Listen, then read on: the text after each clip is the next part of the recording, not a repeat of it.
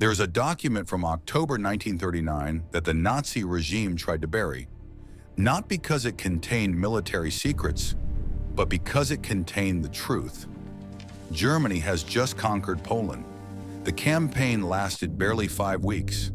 Across the Reich, there are celebrations, speeches, propaganda reels of a flawless victory. And in a military office somewhere behind the front lines, a German general is sitting alone at his desk, writing something that could end his career, or worse. He is not drafting battle plans. He is not filing routine reports. He is documenting war crimes committed by his own side. Line by line, he describes what he has witnessed in occupied Poland. SS units executing civilians in broad daylight. Jewish families dragged from their homes, humiliated, beaten, shot in the streets. Public hangings staged as warnings. Polish intellectuals and clergy disappearing into mass graves. And his own soldiers, Wehrmacht men, professional troops, returning from the field shaken, disturbed, some of them broken by what they have been forced to watch. He writes none of this with emotion. Every sentence is measured, every claim supported, cold, precise, undeniable. Then he does something that no other senior officer in the German military dares to do. He sends the report directly to Adolf Hitler. Hitler's response is immediate, and it is not directed at the SS. It is directed at the man who exposed them. He dismisses the general as soft. He mocks his morality. And behind the scenes, Heinrich Himmler ensures that the message is clear. The atrocities are not failures of discipline. They are policy. And anyone who challenges that policy has made himself an enemy of the Reich. From that moment, the career of one of Germany's most senior commanders begins to quietly collapse. He is reassigned, sidelined, stripped of influence without a single public accusation. And years later, in a Nuremberg prison cell, days before he is due to testify about everything he tried to expose, he falls from a window and dies. The official verdict is suicide. The questions have never been answered. This is the story of the general who reported SS war crimes to Hitler himself, and the system that destroyed him for it. Before we begin, please don't forget to like this video, hit subscribe, and comment where you're watching from. Johannes Blaskowitz was born on July 10, 1883, in Paterswalde, East Prussia, a military family, a Protestant upbringing, so the expected path for a young man of his background: cadet corps, officer training, a commission in the Imperial German Army. He served through the First World War and came out of it with a reputation for competence, discipline, and quiet reliability. When the Treaty of Versailles forced Germany to cut its army to just 100,000 men, Blaskowitz survived the call. A selection process so severe that only the most capable officers were retained. He was not charismatic. He was not political. He did not cultivate friendships within the Nazi Party or angle for favor with the new regime. He was old-school Prussian military through and through, a man who believed in duty, precision, and personal honor. He took those values seriously, far more seriously, as it turned out, than the system around him was prepared to tolerate. By March 1939, he was commanding the forces that occupied Bohemia and Moravia. It was a bloodless operation, efficient, controlled, professional. Exactly the kind of work Blaskowitz excelled at. There was no resistance, no moral crisis, no reason to question anything. Then came September, and Poland changed everything. The invasion began on the 1st of September, 1939. Blaskowitz commanded the 8th Army. The campaign was fast, brutal, and decisive. Within weeks, organized Polish resistance had collapsed. But as the front lines advanced, something else moved in behind them, something that had nothing to do with military operations. Heinrich Himmler's SS units arrived in occupied Poland carrying orders of a different kind, not to secure territory, not to manage prisoners, to implement what the Nazi leadership called the pacification of Poland. In practice, this meant the systematic murder of civilians, Polish intellectuals, clergy, community leaders, and Jews. People shot in marketplaces, families separated and never reunited, mobile killing squads, the SS Einsatzgruppen, operating in broad daylight in territory that was officially under Wehrmacht military administration. Most of the senior commanders saw it. Nearly all of them looked away. Some raised concerns through quiet, deniable back channels, private conversations, carefully worded memos that said just enough to protect their conscience, but not enough to challenge the system. The hierarchy was clear. The SS answered to Himmler. Himmler answered to Hitler. Wehrmacht generals had no authority to intervene. They could disapprove, or they could not act. Blaskowitz did not look away, and he did not whisper. In October 1939, with Poland fully occupied and the atrocities escalating, he sat down and began to write. Not a private letter, not a cautious suggestion passed through intermediaries, a formal memorandum addressed to the highest authority in the Reich, documenting every crime he could verify in language no one could misinterpret. To understand what Blaskowitz did in October 1939, you have to understand who he was long before that moment. He came from a world with clear rules. In the military culture of Imperial Prussia, a man's worth was measured by discipline, competence, and conduct. You followed orders, but you followed them within a framework of honor. There were things a soldier did and things a soldier did not do. These were not suggestions. They were the architecture of an entire identity. Blaskowitz absorbed those values completely. Through cadet school, through officer training, through 4 years of industrialized slaughter on the Western Front, he held to the same principles.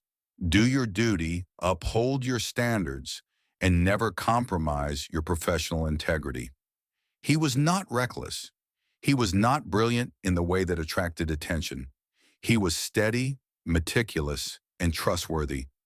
The kind of officer superiors relied on precisely because he never sought the spotlight. The First World War should have broken men like him. It broke millions. But Blaskowitz came through it with his reputation intact, and when the Treaty of Versailles reduced the German army to a skeleton force, he was among those judged too valuable to lose. That alone tells you something. 100,000 men from an army of millions, and he made the cut. Through the 1920s and into the 1930s, he continued to rise, quietly, methodically, promotion by promotion, command by command, always on the strength of professional performance rather than political maneuvering. He did not join the Nazi Party. He did not attend rallies or cultivate relationships with party officials. He was not openly hostile to the regime. That would have been its own kind of recklessness. But he kept his distance. His loyalty was to the army, not to the ideology. And for a while, that distinction did not matter. The early years of the Third Reich still needed men like Blaskowitz. The military was rebuilding. Experienced, capable generals were in short supply. A man could serve without believing. He could wear the uniform without wearing the politics. But the system was shifting beneath him. Year by year, the boundaries between military and party blurred. The SS grew from a paramilitary fringe into a parallel army answerable only to Himmler and Hitler. Officers who once would have found the movement distasteful began adjusting their language, their loyalties, their tolerance for what was acceptable. The culture Blaskowitz had built his life around, the idea that a soldier's honor meant something separate from political obedience, was being quietly dismantled. He did not adjust. He did not recalibrate. Whether out of principle or stubbornness or both, he remained exactly who he had always been, a man who believed the rules still applied. By September 1939, Barnum, that belief was about to be tested in a way he could never have prepared for, because the rules he lived by were about to collide with a regime that had abandoned them entirely, and Poland would be where the collision happened. The invasion began at dawn on the 1st of September, 1939. Blaskowitz commanded the Eighth Army, pushing into Poland from the west. The campaign was everything the German military machine had been rebuilt to deliver: fast, coordinated, overwhelming. Polish defenses crumbled, cities fell. Within weeks, organized resistance had effectively ceased. From a purely military standpoint, it was a textbook operation. Blaskowitz performed his role exactly as expected: efficient, disciplined, professional. But the military campaign was only half of what was happening in Poland. As the Wehrmacht advanced, when another force moved in behind the front lines, Heinrich Himmler's SS, operating under their own chain of command, answering to no military authority, arrived with a mandate that had nothing to do with securing territory or managing the aftermath of battle. They called it pacification. In practice, it was organized extermination. Polish intellectuals, priests, teachers, civic leaders, anyone who represented the structure of Polish society were identified, rounded up, and killed. Jews were singled out with particular cruelty, dragged from homes, beaten in the streets, forced into public humiliations designed not just to harm, but to degrade. Entire communities watched as their neighbors were executed in marketplaces, bodies left where they fell as a message to anyone who might consider resistance. These were not the chaotic excesses of undisciplined troops. This was policy, systematic, deliberate, carried out by units trained specifically for the task, following orders that came from the very top of the Nazi hierarchy. And it was all happening in territory under Wehrmacht administration. The German military commanders stationed across Poland could see it. They could hear it. Their own soldiers, men trained for combat, not for witnessing mass murder, were reporting what they saw. Some were shaken. Others were disgusted. A few were beginning to break under the psychological weight of what was unfolding around them. The senior officers knew, nearly all of them. Most said nothing. Some expressed discomfort in private. A remark over dinner, a carefully worded aside to a trusted colleague. A handful sent cautious communications through back channels, phrased with enough ambiguity to register concern without provoking consequences. The unspoken calculation was simple.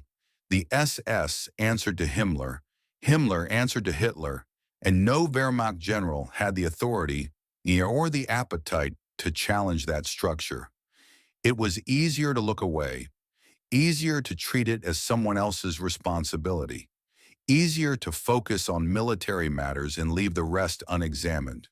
Blaskowitz could not do that, not because he was more courageous by nature than every other general in Poland, not because he had some grand ideological framework that compelled him to act, but because everything he had been, every value he had carried through decades of service, made it impossible for him to witness what was happening and simply file it away as someone else's problem.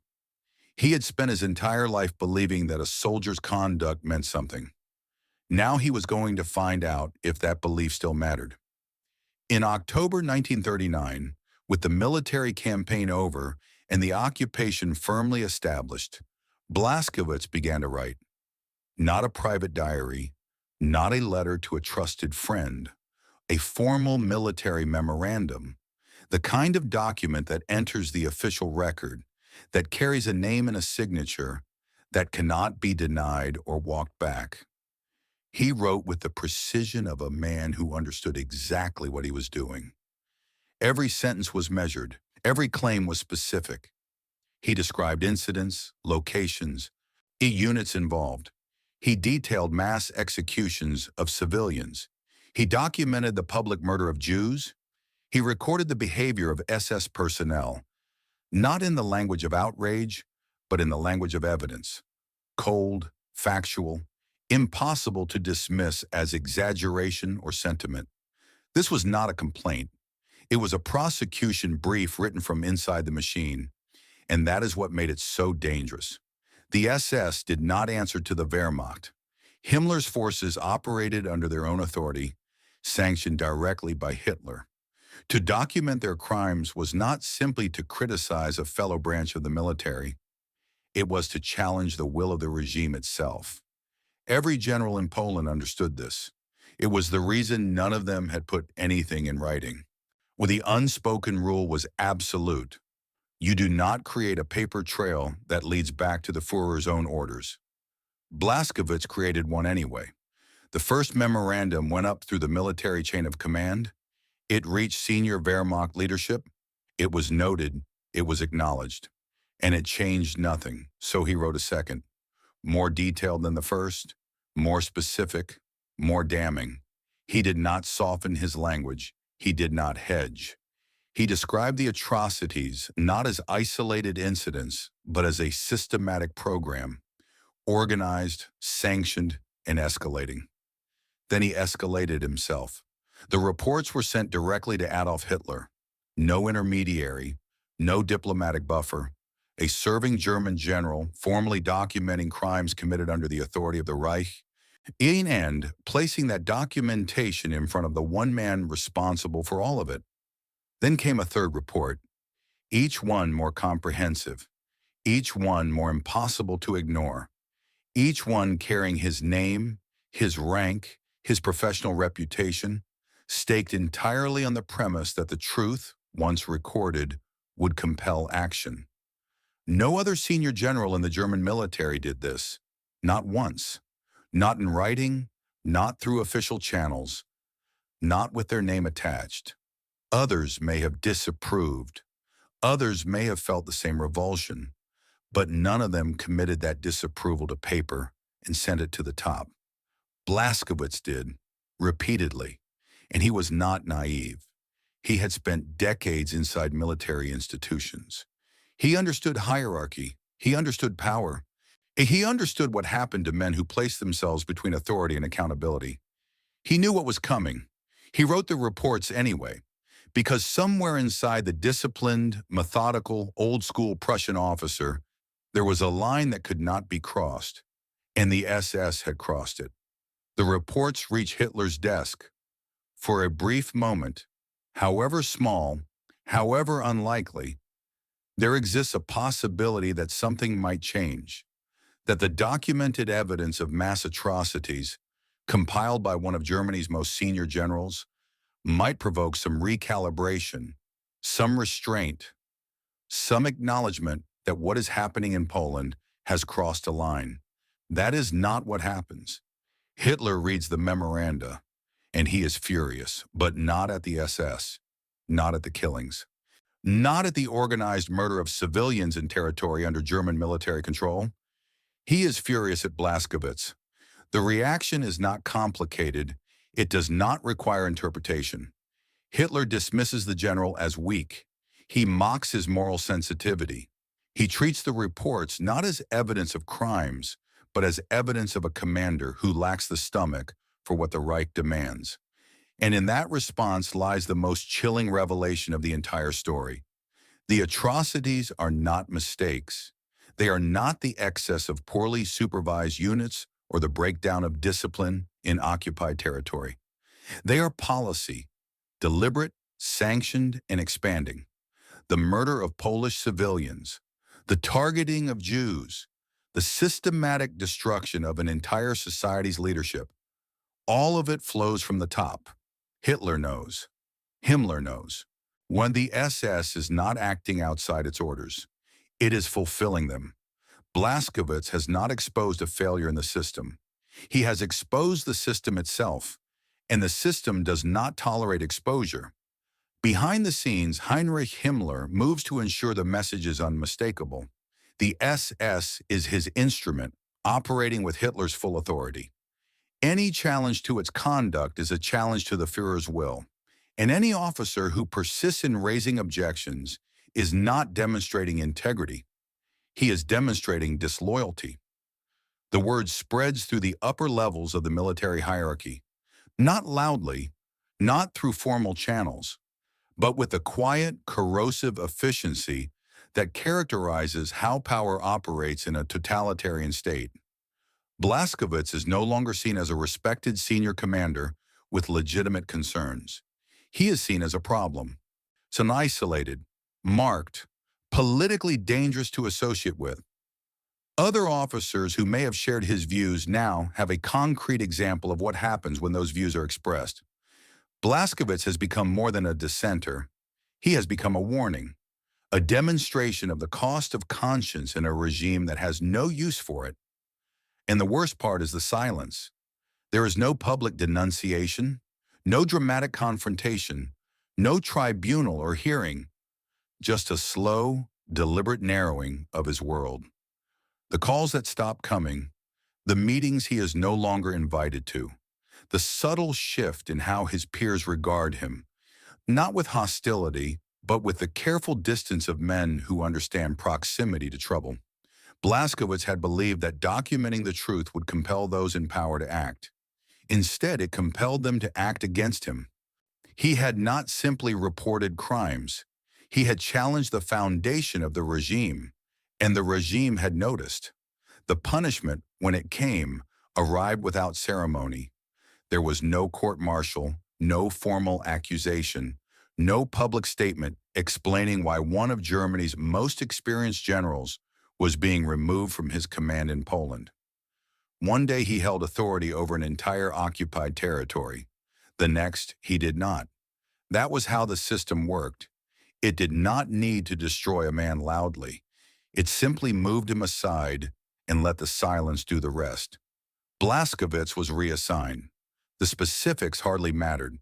What mattered was what every officer in the German military understood without being told. He had been removed because he had spoken. The reports, the memoranda, the formal documentation of SS crimes, all of it had been received, read, and answered, not with reform, not with discipline, with erasure. Within the hierarchy, his case became an unspoken lesson. No one discussed it openly. No one needed to. The message was embedded in the fact itself. A senior general had challenged the conduct of the SS, and now that general was gone. The conclusion was obvious to anyone paying attention, which was everyone. What followed was a pattern that would define the rest of his military career.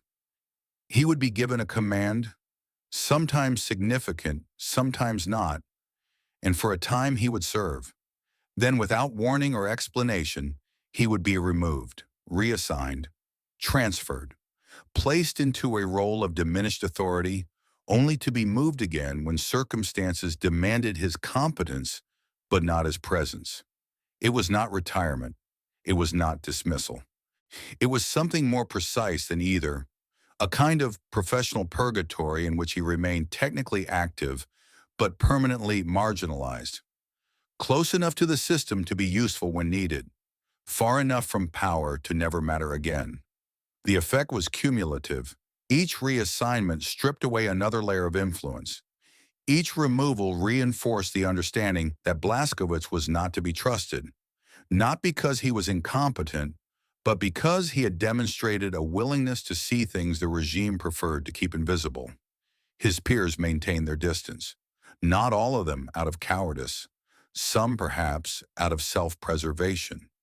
In a system where association carried risk, standing too close to a man who had crossed the line was its own kind of danger.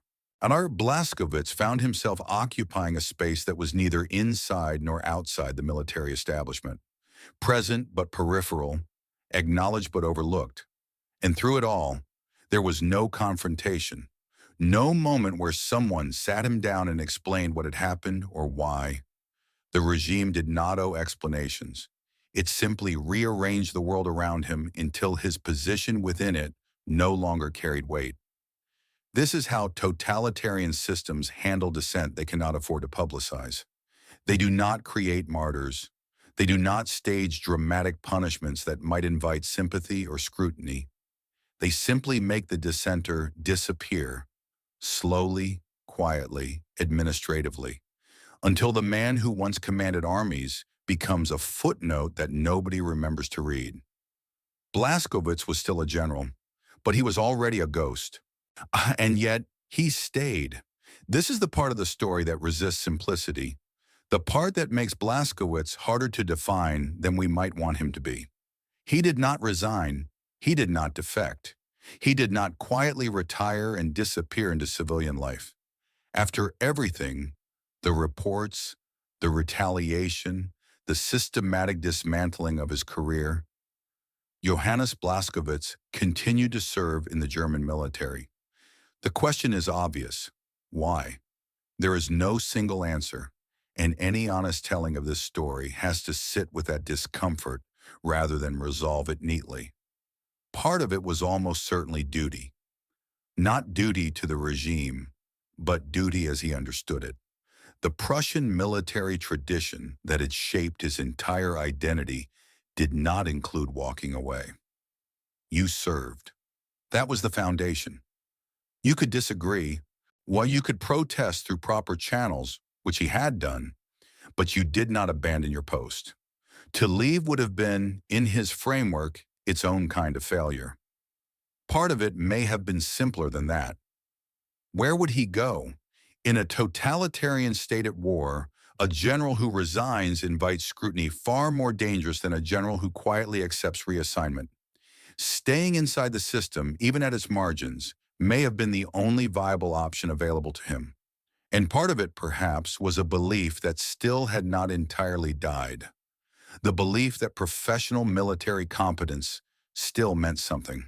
That if he continued to serve well, continued to demonstrate his value, the institution he had given his life to might eventually recognize what he had tried to do. If that belief existed, 1944 should have killed it. Now, by the summer of that year, the war had turned decisively against Germany. Allied forces landed in Normandy in June, and the German position in France began to collapse. Blaskowitz was given command of Army Group Juche in the south, a significant responsibility, but one that came with an impossible situation. His forces were outnumbered. His resources were inadequate. The strategic picture was deteriorating by the day. What followed was, by any professional military assessment, remarkable. Blaskowitz conducted a fighting withdrawal from southern France, disciplined, organized, preserving his forces while slowing the Allied advance under conditions that would have overwhelmed a lesser commander. He managed logistics, maintained unit cohesion, and executed a retreat that his peers and even his adversaries could recognize as skillful.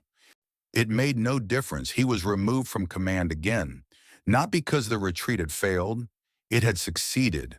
Not because his leadership was deficient, it was exemplary. He was removed because competence had never been the issue. The issue was what he had done 5 years earlier in Poland. The reports, the memoranda, the act of documenting what the regime wanted buried. That stain did not fade. No amount of professional excellence could wash it away. The system had a long memory, and Blaskowitz, no matter how well he served, would never be permitted to forget that he had once told the truth. The war ended the way wars end for the losing side, in stages of collapse, each one faster than the last. By the spring of 1945, Germany was disintegrating. Cities reduced to rubble, supply lines severed, entire army groups surrendering or dissolving into the chaos of retreat. The Thousand-Year Reich lasted 12, and when it was over, the men who had commanded its armies were rounded up to face a question the world had never formally asked before. Where does duty end and complicity begin? Blaskowitz was among those arrested. He was brought to Nuremberg, where the Allied powers had assembled a legal framework unprecedented in history, an international tribunal designed to hold individuals accountable for crimes committed under the authority of a state. The major war criminals had already been tried. Now came the subsequent proceedings, targeting military commanders, industrialists, and officials who had operated the machinery of the Reich. Blaskowitz found himself in an extraordinary position. Unlike most of the men facing trial, he had evidence, created by his own hand, years before anyone imagined there would be a reckoning, that he had opposed the very crimes the tribunal existed to prosecute. The memoranda, the formal reports, the documented protests sent directly to Hitler. Paper evidence that he had seen what was happening in Poland and had not remained silent. His defense rested on those documents. They were his proof that he had tried, that he had not simply followed orders or looked away, that at the moment when it mattered, he had put his name to the truth and sent it to the most powerful man in the Reich. But Nuremberg was not a place that dealt in simple narratives. The prosecution's position was equally clear. Blaskowitz had protested and then continued to serve. He had documented atrocities and then commanded armies for 5 more years of a war that produced millions of additional casualties. The memoranda proved he knew what was happening. His continued service proved he chose to remain part of the system that carried it out. It was the same tension that had followed him since 1939, now formalized in a courtroom. Does speaking out count if you do not walk away? Does protest mean anything if it does not lead to refusal? These were not questions with comfortable answers, and Blaskowitz was preparing to confront them directly. As the trial progressed, it became clear that his testimony could go further than his own defense. The memoranda did not only document what the SS had done in Poland, they pointed to the command structure behind it, to Himmler, to Hitler, to the deliberate policy decisions that had authorized systematic murder. Blaskowitz had not merely witnessed crimes, he had mapped the architecture of those crimes in writing, years before the war ended. He was preparing to testify, in detail, under oath, before an international tribunal with the authority and the attention of the entire world. For the first time since October 1939, someone was ready to listen, and Johannes Blaskowitz was finally going to be heard. On the 5th of February 1948, Johannes Blaskowitz fell from a window in the Nuremberg prison. He was dead before anyone could reach him. The official verdict was suicide. Case closed, file sealed. One more death in a building that had already seen its share of them. But the circumstances have never sat comfortably with that conclusion. Nuremberg prison was not a place where men moved freely. It was a secured facility under Allied military control, holding some of the most high-profile defendants in legal history. There were guards, there were protocols, there were checks designed specifically to prevent exactly this kind of event. The Allies had learned hard lessons after Hermann Göring managed to poison himself in the same facility 2 years earlier. Security had been tightened. Vigilance was supposed to be constant, and yet a man fell from a window. There were no reported warning signs, no documented indication that Blaskowitz was in psychological distress or contemplating taking his own life. By all available accounts, he was engaged with his defense, cooperating with his legal team, and preparing for what was expected to be significant testimony. A testimony about the SS, about the crimes he had documented in 1939, about the command structures that had authorized them, about what he had tried to report, and what had happened to him because of it. He was days away from speaking, under oath, before an international tribunal. After nearly a decade of silence, reassignment, and erasure, he was finally in a position where his account would be heard, recorded, entered into the permanent historical record, and then he was gone. Perhaps it was suicide. Perhaps a man who had endured years of marginalization, the collapse of his country, imprisonment, and the weight of everything he had witnessed simply reached a point where he could not continue. That is a possible explanation, and it would not be without precedent among men in his position. But the timing invites a harder question. Blaskowitz was not just any defendant. He was a man who had created written evidence of SS crimes at the highest levels. Evidence that implicated not just individual units, but the policy apparatus of the entire regime. His testimony had the potential to expose details that powerful people, even in defeat, might have preferred to keep buried. Former SS officers, intelligence operatives absorbed into post-war structures, men who had reinvented themselves in the chaos of a collapsing order and had no interest in a witness dragging the past back into the light. Was he silenced? There is no proof. There has never been a formal investigation that answered the question definitively, and that, perhaps, is the final injustice. Johannes Blaskowitz spent nearly a decade carrying a truth that nobody wanted to hear. He documented crimes when silence was safer. He sent those documents to the most dangerous man in the world. He endured the consequences without recanting, without apologizing, without pretending he had been wrong. And when the world was finally ready to listen, he was not there to speak. He told the truth when no one else would, and history never gave him the chance to finish it.